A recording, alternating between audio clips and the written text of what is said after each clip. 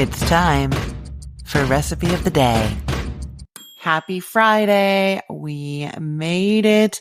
And I am in the mood for fish for dinner. I'm actually going to do some breaded fish fillets. And, it's Friday. So sometimes like when I'm doing my meal plan, I go to certain like tropes or whatever, Meatless Monday, Taco Tuesday. I often will think of fish on Friday. So that's what's happening there. And so I've decided that to go with my fish, I'm going to make some homemade tartar sauce, and not just any tartar sauce. This one has a little specialness to it that I will tell you about later. First, what is tartar sauce exactly? It is a creamy sauce made with mayonnaise and then some like pickled kind of flavors. We often serve it with fish. Historically, though, it is thought that it was served with beef tartar, and that's how it came to be called tartar sauce. Now, why was beef tartar called that? That we're not entirely sure of, but we think it might be because the Tartars, a group of Western Russian and Turkish people, ate a dish of roughly shredded meat, and possibly beef tartar comes from that. That is just one theory, though. We don't know for sure. So we've got this creamy, delicious sauce that maybe was used on beef tartar a long time ago. Now we usually serve it with fish. It's so delicious, though. You can have it with just about anything. I mean, I even just like it with some wedges of pita. Really, really tasty, especially when you make a homemade version, and especially when you make my homemade version.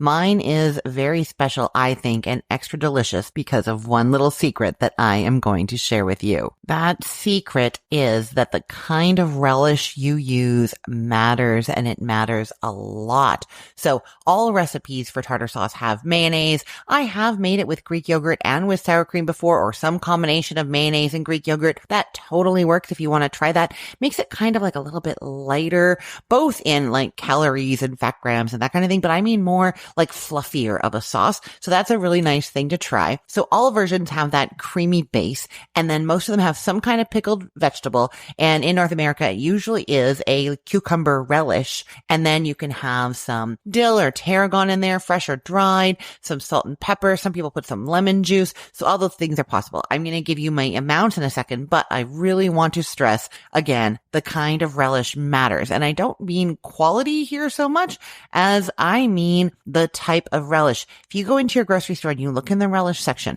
you will see something called dill pickle relish. There is only one brand of this at my grocery store. I'm not sure why, because it is the best relish ever. It is not really, really sweet like most relishes are. It's very tangy. It really does taste like somebody just chopped up and mashed up some dill pickles. And I'm obsessed with dill pickles. I love them. And so this is the best relish for just about anything. But in the tartar sauce, it doesn't give that sort of sweet flavor. Instead, lots of deep tang and that dilly flavor. And it just tastes so good. I will go so far as to say, if you can't get your hands on that, if you're not using the dill pickle relish, you might want to add extra lemon juice to your recipe just to counter the sweetness of that plain normal relish. But I still think you should just get the dill pickle relish and you'll be happier. Okay, so how are you making this tartar sauce? Into a small bowl, kind of like a soup bowl size, you're mixing up a half cup of mayonnaise, 2 tablespoons of that relish, and then half a teaspoon of dried dill. The dried is perfectly fine in here. It gets kind of plumped up from the moisture in the mayonnaise as it sits.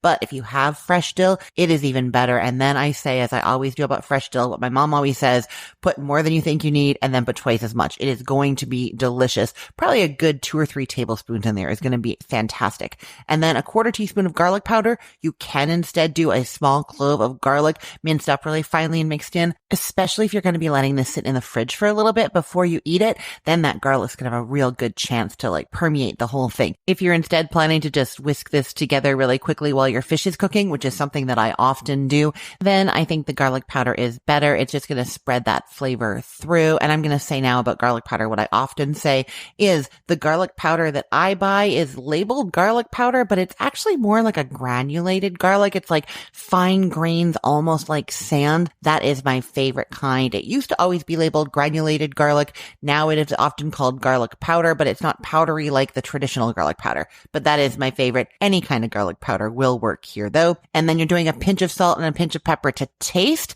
and you can add a squeeze of lemon juice if you want to. But if you're using that dill relish that I told you about, it does already have quite a bit of tang and you may not need it. So I would say do the pinch of salt, pinch of pepper, stir it all together, give it a taste, and then decide if you want to add some lemon juice. I will put the link to this recipe in the show notes for this podcast episode, or you can head to cookthestory.com/ROTD and get it there. Everything there is arranged by date, so it's helpful to know that today is February 28th of 2025, last day of February. The other place that you can go to get great ideas from me about what you can make today, what you can make this weekend, is on my social media accounts. I am Cook the Story everywhere that I play in the social media world. That is Facebook, Instagram, TikTok, and Pinterest. So go and find me there and give me a follow. I am Christine Pittman from cookthestory.com, thecookful.com, the all new chicken cookbook, and from this podcast, Recipe of the Day. I hope you have a great day. Let's get cooking.